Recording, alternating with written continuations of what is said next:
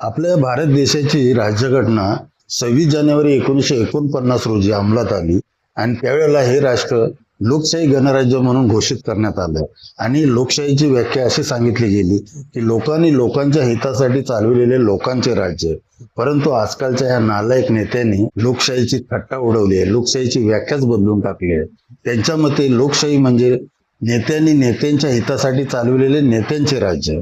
असं मी का म्हणतोय? कारण हे सरकार आणि त्या सरकारमधील नेते लोकशाही मार्गाने न वागता हुकुमशाहीच्या दिशेने चाललेले आहेत. याचं उदाहरण म्हणजे दिल्लीच्या जंतर मंतरवरती विद्यार्थ्यांच्या समस्येसाठी भारताचे चांगले शास्त्रज्ञ सोनम वांगचुक यांनी जे 15 दिवसापासून जे उपोषण सुरू केलेलं आहे, त्या उपोषणाकडे सरकारने ढुंकूनही पाहिलं नाही, साधी त्यांची विचारपूसही केली नाही. मात्र हे जे काही तुम्ही करताय ना, ह्याचे परिणाम तुम्हाला भोगावे लागतील आणि तो दिवस दूर नाही ही जनता तुम्हाला धडा शिकवणार. आणि सोनम वांगचुक यांच्या जर जीवाचं काहीतरी बरं वाईट झालं तर या देशात काहीतरी महाभयंकर होऊ शकतं.